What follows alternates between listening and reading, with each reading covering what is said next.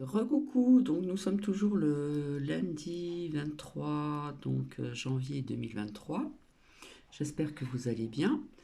Je n'ai pas regardé plus ou moins s'il y avait des commentaires via ce premier partage de ce matin.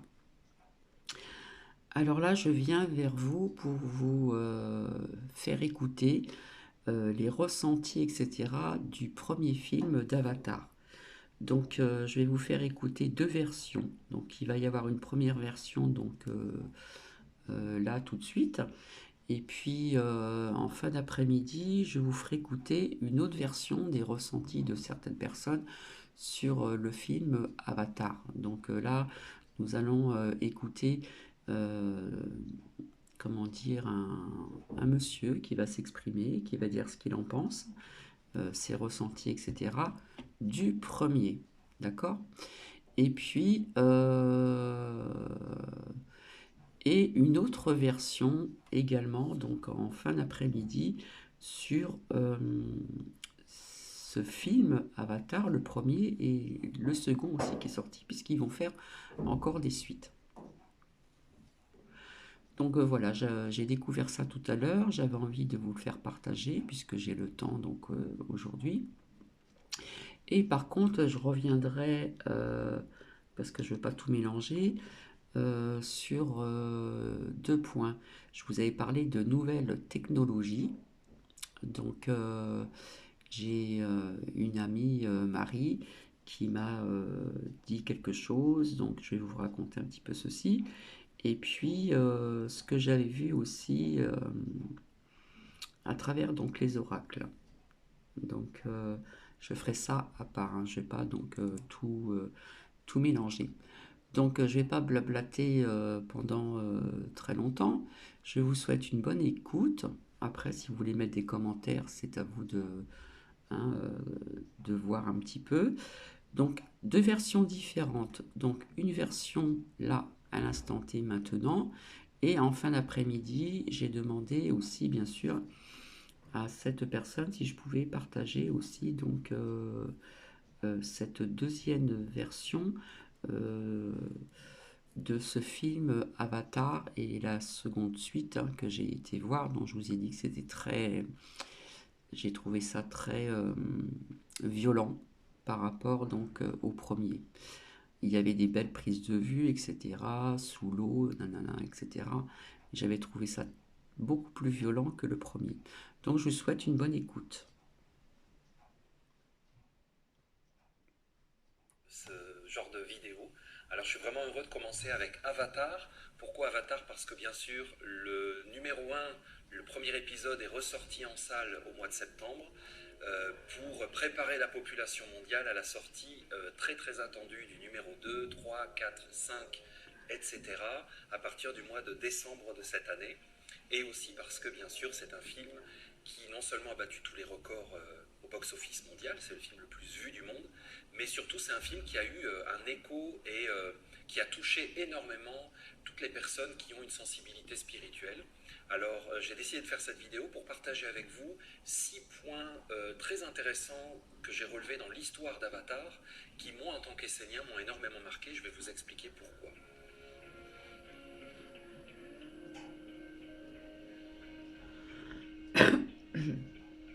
Alors avant de commencer, pour ceux qui n'ont pas vu ce film, je vais vous en faire un résumé très rapide. Donc alerte spoiler si vous ne l'avez pas vu. Arrêtez cette vidéo, regardez le film et puis revenez la voir après bien sûr. Donc c'est un film de 2009 qui est réalisé par James Cameron. James Cameron, c'est lui qui a fait bien sûr Terminator, qui a créé même l'histoire, Alice et aussi Titanic. Et pour moi, le fil conducteur de ces trois films, que je trouve important de noter dès le départ, c'est que c'est toujours le même thème, c'est-à-dire l'humanité confrontée à la puissance supérieure qu'est la nature. Et bien sûr, pour le cas de Terminator, c'est les dangers de l'intelligence artificielle et comment l'humanité peut finir par devenir l'esclave et la victime de sa propre création monstrueuse, l'intelligence artificielle, les robots, etc. Euh, donc l'histoire se déroule, donc c'est un film de science-fiction, James Cameron qui a écrit. En ce qui concerne l'intelligence artificielle, etc., le robotisme, etc., tout ceci, j'en avais parlé depuis assez longtemps aussi. écrit et réalisé le film, explique qu'il aime bien ça parce que la science-fiction permet de nous regarder nous-mêmes de l'extérieur. C'est-à-dire que quand tu es dans la science-fiction, c'est le futur, les robots ou une autre civilisation, et du coup, l'humanité d'aujourd'hui peut s'observer elle-même parce qu'elle a une distance qui est rendue possible par l'histoire. La première scène du film, c'est drôle aujourd'hui à voir parce que ça commence sur l'image d'une foule entièrement masquée, c'est-à-dire que tout le monde porte un masque. Et disons qu'à regarder ça en 2022, après cette fameuse crise mondiale qui nous a tous masqués, c'est vraiment étonnant de voir qu'il y a des artistes qui pressentent le futur et qui savent dans quelle direction on va. Donc dans ce futur, bien sûr, l'humanité a progressé au niveau technologique, si tant est qu'on puisse dire ça, et elle a conquis certaines exoplanètes, ou non, c'est pas des exoplanètes, elle a conquis des planètes différentes de la nôtre sur laquelle la vie est possible, notamment une planète qui est appelée Pandora dans le film, et sur laquelle il y a une ressource minière extrêmement précieuse parce qu'elle se vend une fortune au kilo. Et on rencontre au départ sur Terre le personnage principal qui est en fauteuil roulant, donc il s'appelle Jake, c'est un ex-marine, donc un soldat de très haut niveau, extrêmement motivé, extrêmement talentueux, un peu tête brûlée. Et on le voit en fauteuil roulant, donc il est complètement désenchanté, désabusé.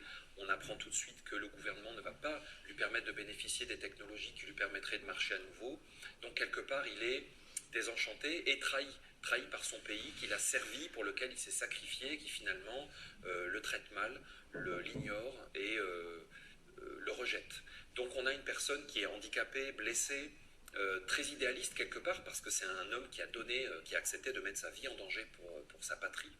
Donc on voit ce personnage qui est au bord du désespoir, vraiment sûrement pas loin du suicide, et on vient le chercher pour remplacer son frère jumeau qui est mort dans une mission une mission scientifique qui accourt sur cette planète. Donc il quitte la Terre, il se retrouve sur cette planète, et donc c'est une planète qui ressemble un peu à la Terre parce qu'il y a une atmosphère, il y a de l'eau, il y a beaucoup de végétaux, il y a de la vie foisonnante, énormément de formes de vie, d'insectes, d'animaux, et il participe à une expérience scientifique c'est la grande idée de ce film, en fait, très étrange. Je me rappelle quand on l'a vu, donc il est sorti en 2009, j'avais trouvé cette idée absolument incroyable. C'est cette idée d'un avatar, c'est-à-dire que les scientifiques ont créé des personnes humanoïdes qui ressemblent aux humanoïdes de cette planète, mais comme les humains ne peuvent pas respirer dans cette atmosphère, il faut avoir ce corps artificiel et l'animer. Donc Jake, le soldat, rentre dans une espèce de caisson, on pourrait dire, où il rentre en transe, un peu en hypnose, et il anime un corps qui est charnel, qui est réel, mais qui a été créé artificiellement en laboratoire.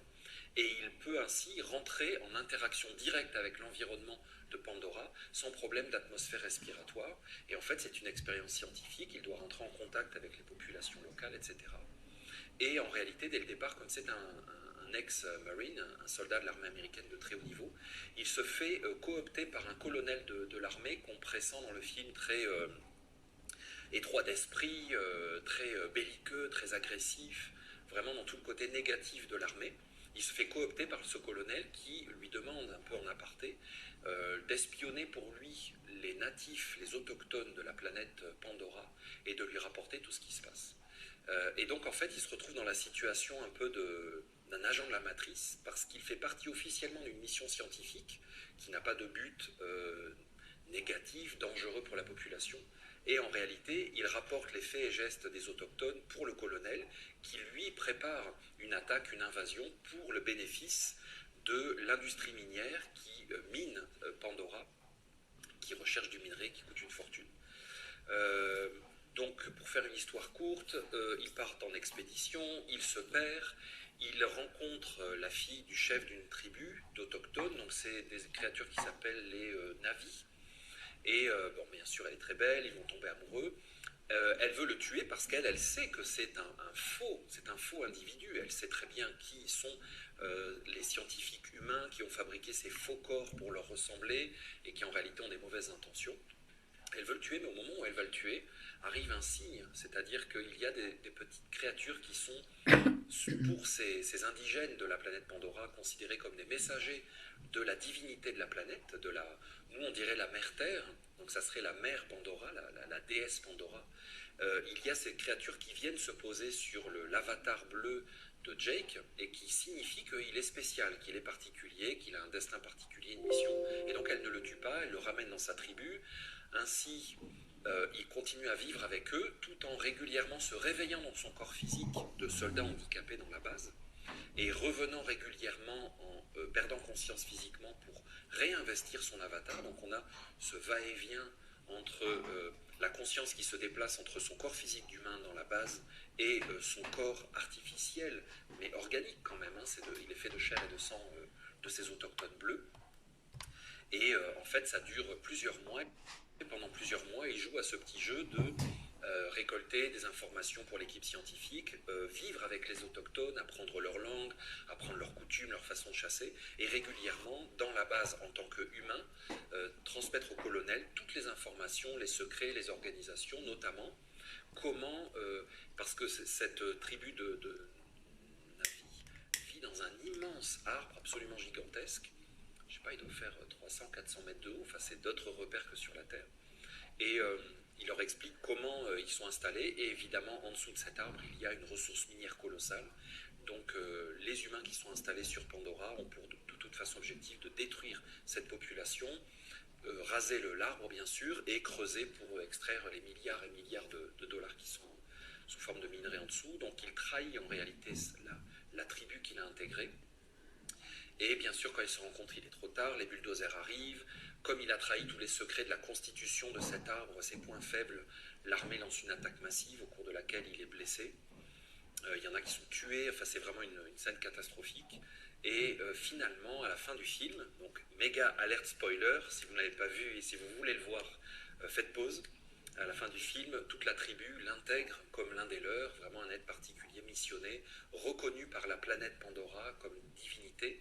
Et donc ils vont placer côte à côte son corps d'être humain handicapé, qui a des bouteilles d'oxygène pour respirer, côte à côte avec son avatar, donc semi-artificiel, qui ressemble à eux, grandes créatures bleues. Ils le posent autour de leur arbre sacré, et collectivement ils entourent l'arbre et ils demandent à Pandora, la planète, de transférer l'âme de Jake dans le corps bleu de son avatar, afin qu'il prenne définitivement vie parmi eux et qu'il meure à son corps d'être humain, qui de toute façon n'est plus sur la bonne planète et ne peut pas respirer. Donc ça finit comme ça, par cette scène incroyable où il ouvre ses yeux de créature bleue, donc on sait que le transfert a fonctionné, son âme est passée à l'intérieur de ce corps, et on imagine bien sûr, déjà en 2009, on avait tous compris qu'il y aurait une suite. Et de toute façon, on voulait, parce que la plupart des gens qui ont vu ce film ont beaucoup aimé, c'est pour ça que ça a été le film le plus vu de tous les temps. Et donc, James Cameron aura mis 13 ans pour concevoir une suite, qui sort bientôt au mois de décembre. Alors maintenant, je vais vous dire les 6 points, les 6 thèmes qui sont abordés dans Avatar qui m'ont vraiment particulièrement intéressé. Et dans la deuxième partie de cette vidéo qui se trouvera sur mon site pour les abonnés seulement, je vous parlerai de 8 aspects beaucoup plus ésotériques et mystiques. Et pour ça, j'aurai mon tableau derrière moi et je vous ferai des dessins. Alors c'est parti pour les 6 points qui m'ont vraiment interpellé et je pense qui vous ont touché si vous avez vu le film. Le premier thème qui m'a bien sûr tout de suite touché en tant qu'Essénien, c'est cette histoire du corps et l'idée même de l'avatar. Et alors James Cameron est le fils, il est canadien, et son père était ingénieur électrique, ingénieur dans l'électricité, et sa mère était artiste. Et je trouve ça très intéressant parce que toute son œuvre, finalement, est l'incarnation de cette double influence, cette double injonction, on pourrait dire, d'un intérêt, d'une foi en la science, dans le progrès de l'humanité par la connaissance scientifique, et une sensibilité artistique qui lui fait penser en dehors de la boîte, et aussi d'une sensibilité particulière à la nature particulièrement aiguë. Et le fait d'avoir créé ces corps qui sont des avatars dans lesquels un homme se met comme dans une sorte d'hypnose conditionnelle, dans une sorte de boîte avec, on imagine une sorte de scanner qui permet à sa conscience de se transférer dans son avatar, ça m'a tout de suite interpellé parce que dans l'enseignement essénien, on parle énormément, si vous avez suivi la formation médecine sacrée, vous savez de quoi je parle, de cette notion de corps et d'organes subtils, un corps subtil et un organe subtil, parce que l'expérience de l'incarnation finalement se résume aux incarnations, c'est-à-dire dans la chair, au fait d'être dans dans un corps, dans un véhicule de chair. Et c'est une expérience que tous les humains font, cette sorte de dichotomie ou d'amphibie, c'est-à-dire que nous avons à la fois une nature complètement charnelle, physique et incarnée, et en même temps, dès que l'on ferme les yeux ou que l'on se trouve dans des relations interpersonnelles, on est tout de suite confronté à plus que le corps, c'est-à-dire ce qu'il y a à l'intérieur, nos désirs, nos sens, nos sentiments, nos perceptions, nos pensées, nos croyances, tout ce qui constitue non pas le corps physique mais la vie intérieure. Et donc nous vivons dans cette double réalité en permanence et nous faisons l'expérience d'être une créature immatérielle, subtile, invisible, insaisissable. Nous ne nous voyons pas réellement les uns les autres, nous voyons seulement notre corps physique.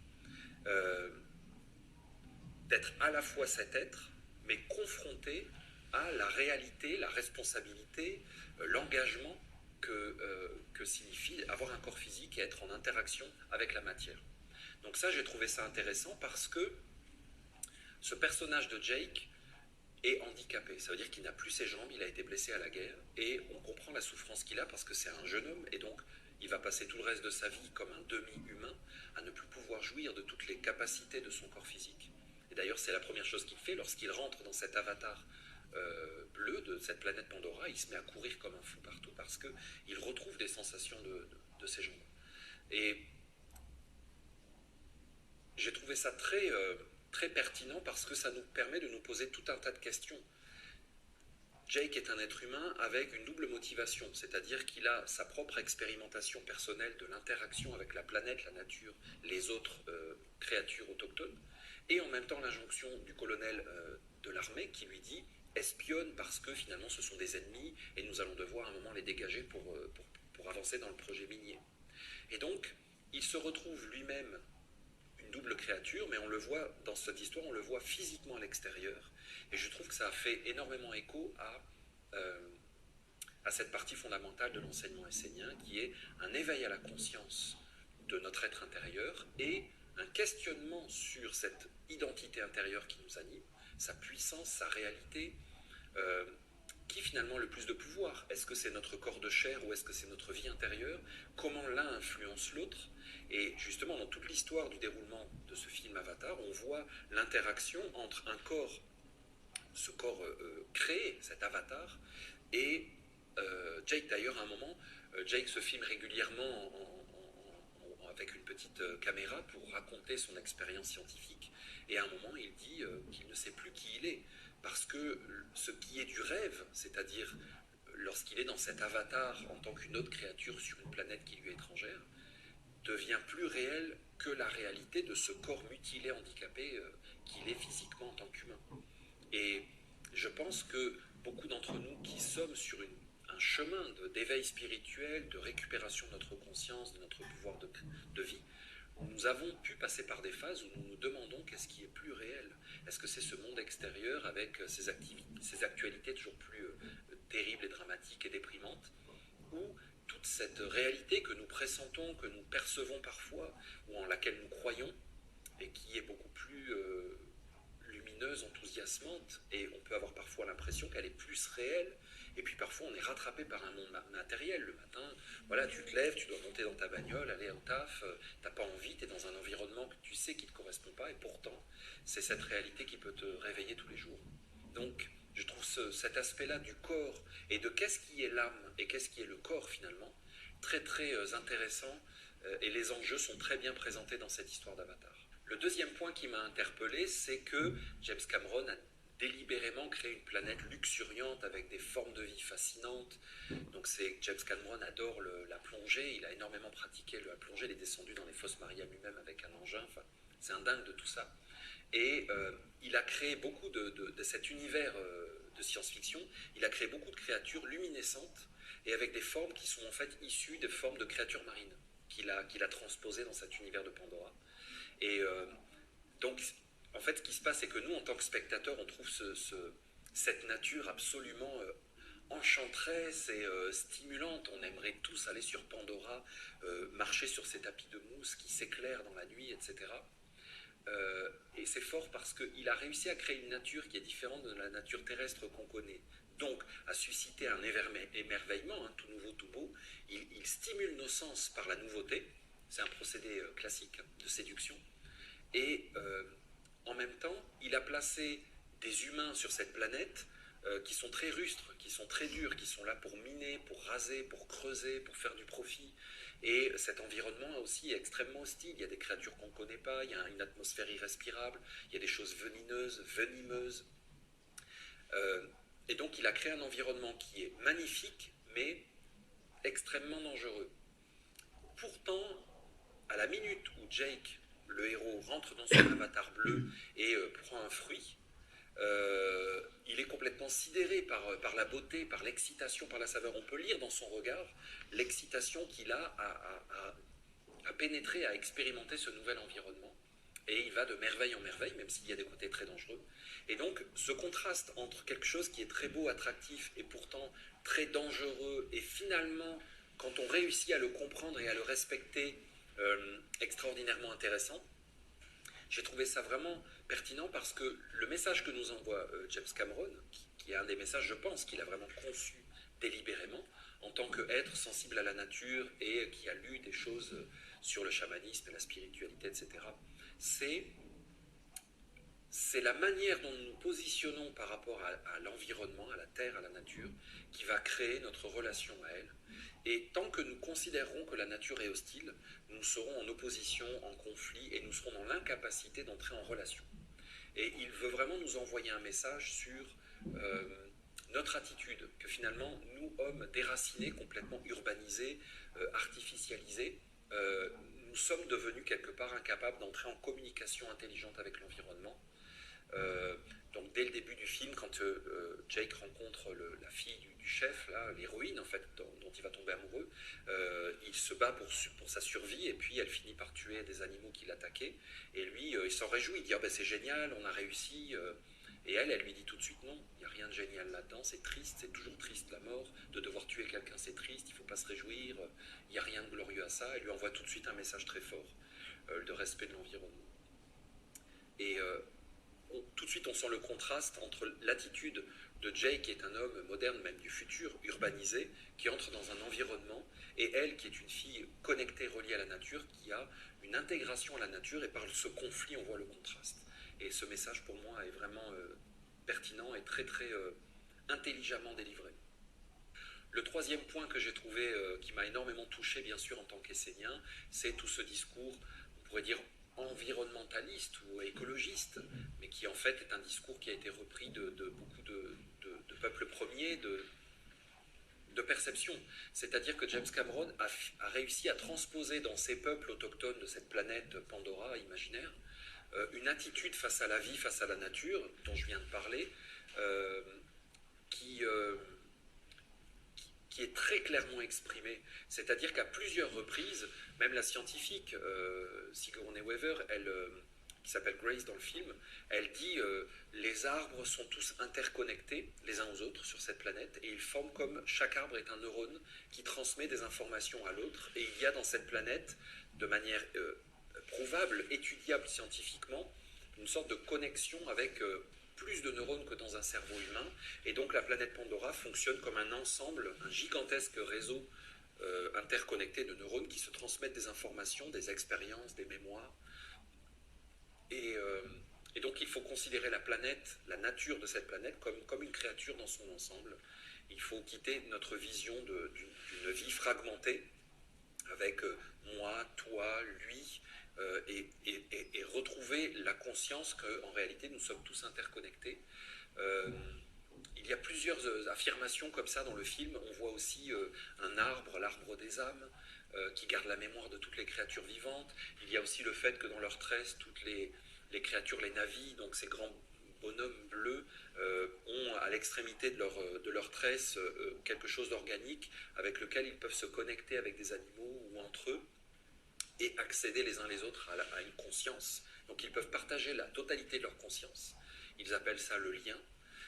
Ils peuvent créer le lien avec tout ce qui les entoure. Et donc même s'ils chassent des animaux pour se nourrir ou des choses comme ça, ils ont une sensibilité à l'autre et une conscience de leur interdépendance beaucoup, beaucoup plus forte, qui est soulignée à plusieurs moments et qui fait du bien. Quand tu es dans cette salle, en plus en 2009, il n'y avait pas beaucoup de films de ce genre où ça avait été peu abordé. Ça fait vibrer une corde sensible à l'intérieur de moi en tant qu'Essénien, bien sûr, et c'est quelque chose que je vis énormément. Et c'est étrange de le voir dans un film de Hollywood. C'était vraiment surprenant. Le quatrième point qui m'a marqué, j'étais content d'entendre James Cameron dans un interview confirmer cette impression que j'avais eue. C'est qu'il a voulu clairement représenter deux aspects de notre culture et qui bien sûr chez les Américains sont très importants. C'est l'armée, les scientifiques qui s'acoquinent avec le business, avec l'avidité, dans le sens de vraiment quelque chose d'avide qui est prêt à détruire pour faire du profit. Et il a vraiment voulu montrer comment des valeurs qui sont incarnées par Jake, qui est un soldat, qui est un marine, qui s'est battu pour son pays, des valeurs de noblesse, de dignité, de droiture, de défendre son prochain et son pays, sont complètement dévoyées puisqu'il s'est sacrifié pour les militaires qui ne reconnaissent pas son sacrifice.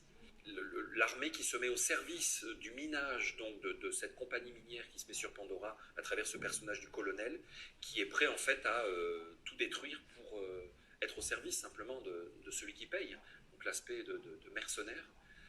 Et l'aspect scientifique aussi avec la recherche scientifique qui peut se dévoyer parce que les données récoltées par des scientifiques de bonne volonté qui croient vraiment faire le bien et faire progresser la compréhension que l'homme a du monde sont récoltées par là encore l'industrie minière pour simplement manipuler les populations pour augmenter leurs profits. Donc ça c'est vraiment un thème que j'ai trouvé très bien montré, qui nous fait penser encore plus, après cette fameuse pseudo-crise sanitaire, qui nous fait penser à ce qui se passe de plus en plus et qui est de moins en moins caché, hein, toute la puissance du lobby Big Pharma, etc. Alors je ne suis pas sûr que James Cameron, aujourd'hui, personnellement, soit anti-vax ou anti-confinement. Je n'ai pas eu l'impression, dans les interviews les plus récents que j'ai vues de lui, que c'est le cas. Il a même traité les gens d'égoïstes, ceux qui ne voulaient pas s'enfermer dans les nombreux confinement, etc. Mais en tout cas, peu importe, ce qui est important, c'est l'œuvre qui est intéressante.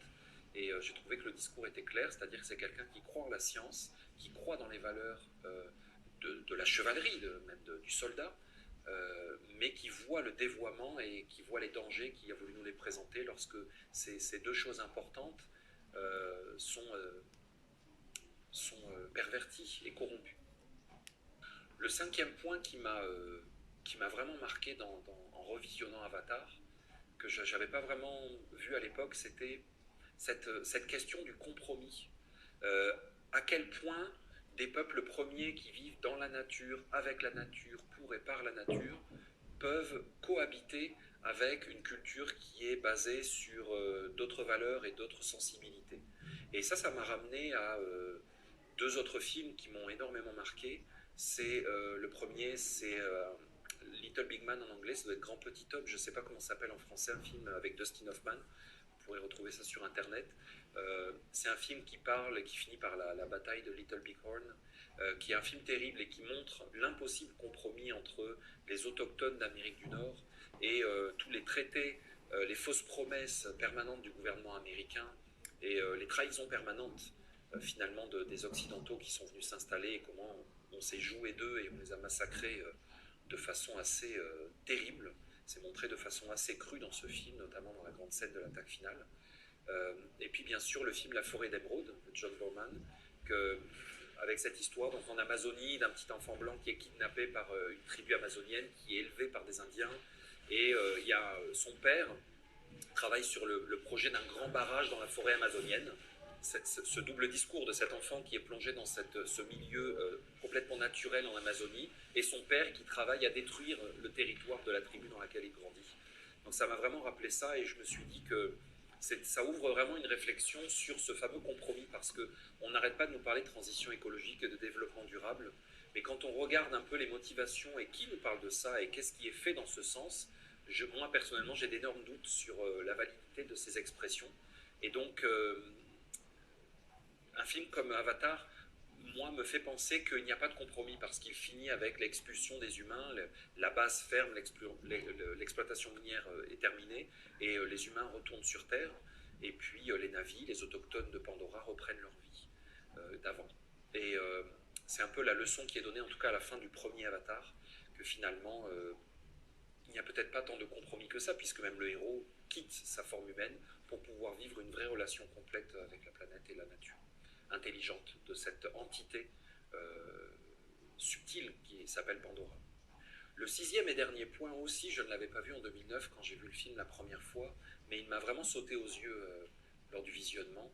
Vous voyez, à la fin du film, lorsqu'il y a la grande attaque finale pour détruire ce grand arbre dans lequel vit cette tribu, pour enfin accéder à ce gisement minier extrêmement important d'une valeur phénoménale, euh, le héros, donc Jake, va chercher les autres clans, les autres tribus de ces créatures bleues des Na'vi qui vivent dans le désert et dans des plaines au bord de la mer, etc.